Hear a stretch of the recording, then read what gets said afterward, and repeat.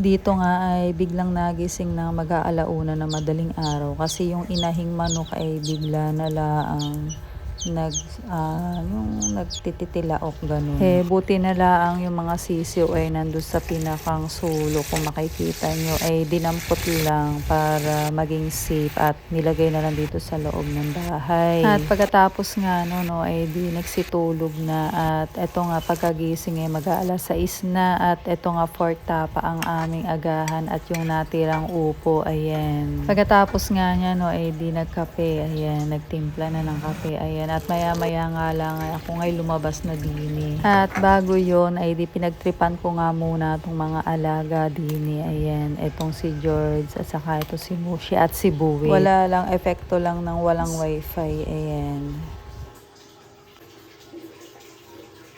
Mushi. Ayan po si Mushi. Na pinakamaganda. Yan si George.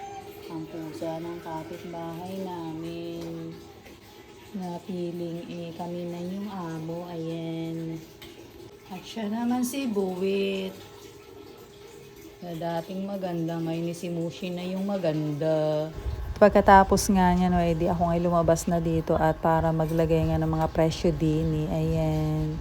Inisa-isa. At nire-ready ko na nga ito para pag nag-live ay okay na. Ayan. Habang wala pa nga wifi dito ay pinaglalagyan ko muna ng presyo at saka sukat. Siyempre para pag may nagtanong ay hindi na susukatin. At pagkatapos nga niya ay di ako nga nagtiklop muna rito. At maya-maya nga ay di may dumating. Ayan. Yung kaibigan ni Tita Sel. Ayan. Thank you so much. At ito nga yung aming tanghalian. Nagbuko juice nga muna ako dito at hindi pa nga ako nagtanghalian ng time na yan dahil tinapos ko muna itong aking mga ginawa rito ayan at nang matapos na sa dami ba naman at dito nga ay hindi ko na malayan na mag-aalauna na pala ayan bago lang ako kakain na sa gobi pa lang kinain ko at ako nga ay lumabas uli dito at sobrang init ng panahon at maya nga ay di ako nga ay nagtanghalian na din at ito nga ay mag-aalauna na ampalaya at saka bola-bola ulam cheesy at saka gamit maya-maya nga dumating na to si Technician PLD. So ayun, tuloy na ang ligaya.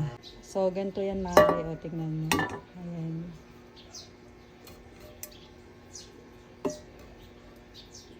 Tapos ito naman yung isang Mari ko, ayan o. Ayan. At yan nga ay nag-chat nga kumare ko at solve na nga yung dalawang kawali na yun at dinemo ko nga kung anong sukat at saka kung anong lalim ayan.